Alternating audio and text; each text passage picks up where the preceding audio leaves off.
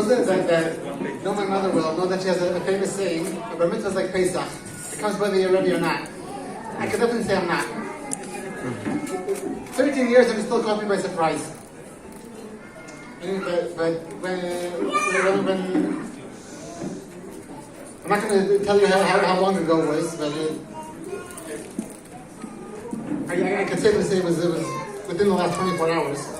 When I sat down to write the speech, I felt like I was given a school assignment, describing Naftali Tzvi in 500 words. And I thought to myself, how can I possibly sum up 13 years, 13 full and fulfilling years, 13 years of watching him grow from a baby to a young man, 13 years of watching him develop as a brother, as a friend, as a son, 13 years of this amazing journey that he has taken me through. And how can I sum it up in a few minutes of speech? So I gave up. But then I thought to myself, what would Naftali Tzvi do? Not with the essay assignment that he would somehow get out of. But if he was faced with a challenge that seemed impossible, maybe it even really was impossible, and he could prove it was impossible, but still, he would probably he would do his best, do as much as he could, do it with a smile, and he would be proud of the result, whatever it was, knowing that he gave it his best shot. So I decided, here goes. In the parsha that Naftali Tzvi is going to read, Moshe gives a detailed account of what happened on Har Sinai. He describes the act of Hashem speaking directly to Bnei Israel. את הדברים האלה דיבר השם אל כל קראכם בהר מתוך האש ענן וערפל קול גדול ולא יסף. He uses this term לא יסף, which we know from two other places in Torah also. One with Yehuda and Tamar, one with Eldad and Medad.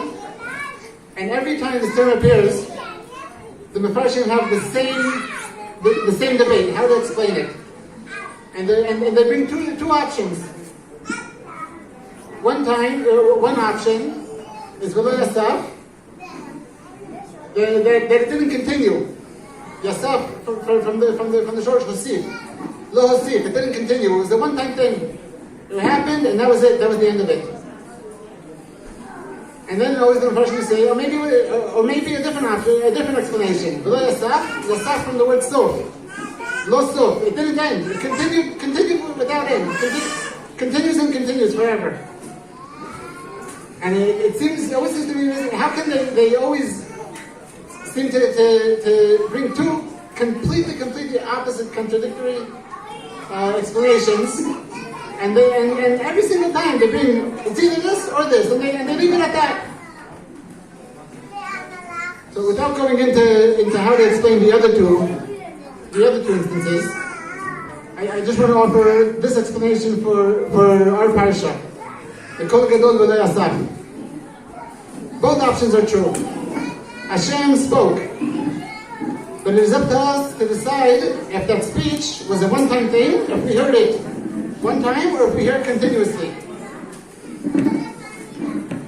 We will decide if we are continuing to hear Hashem's words throughout history, throughout our lives, throughout everything that happens to us. We're always listening to hear Hashem. Always listening to hear what Hashem tells us to do. Or if Hashem spoke to us once, and that was it. It was very nice, and I cataloged it in my scrapbook, and that's the end of it. So skipping to the reason we're all here this evening, Naftali Tzvi, that's you, if you weren't sure. So I want to use the same idea to try to sum up Naftali Tzvi in a few words. So if I try to describe Naftali Tzvi at any point, I would be falling short. There's just so much, and it's constantly changing.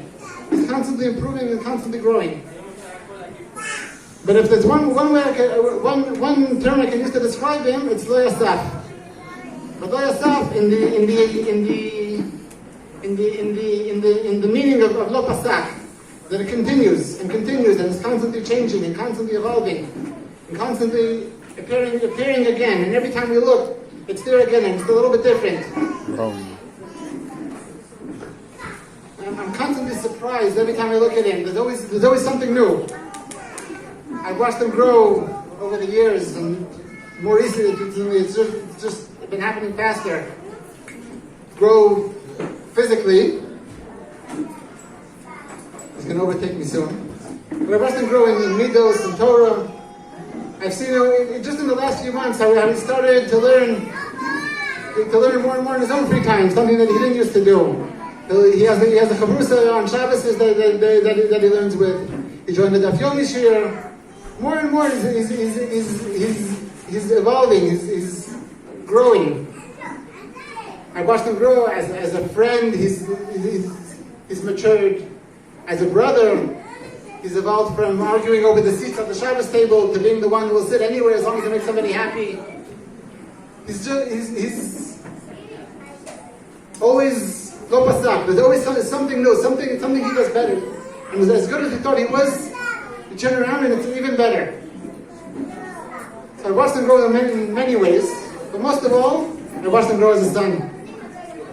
Since he first joined our family, making us a family, there's never been a dull moment. Whether he knows it or not, he's taught me so much. He's taught me how to love at a level I didn't know that existed. He taught me how to enjoy the little things in life as well as the big. He taught me always to remember what is important and what is less so. And he did all this just by being yourself. You're both a wonderful son and a wonderful teacher. Naftali Tzvi, you're named after my father, Alav Shalom. You're Naftali. Unfortunately, you were never zocheh to meet him. But he too would teach us just by living. Being around him always gave us a new insight in the correct way to act, to think, or to speak.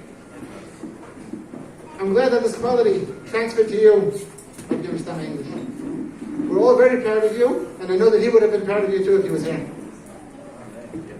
And I'll tell you one last thing. I know from experience that it's very hard being the oldest. So you have probably more experience than I do out of Abba and Ima was jokingly say that we use you for practice, and we make all the mistakes on you, so we can get it right with the other kids.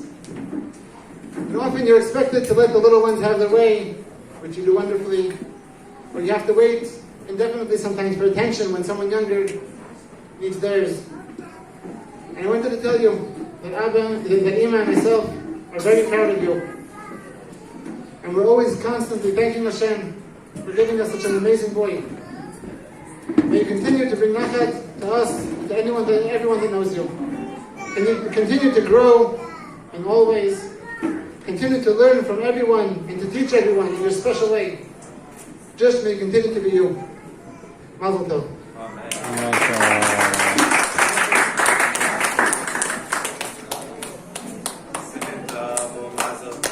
Amen.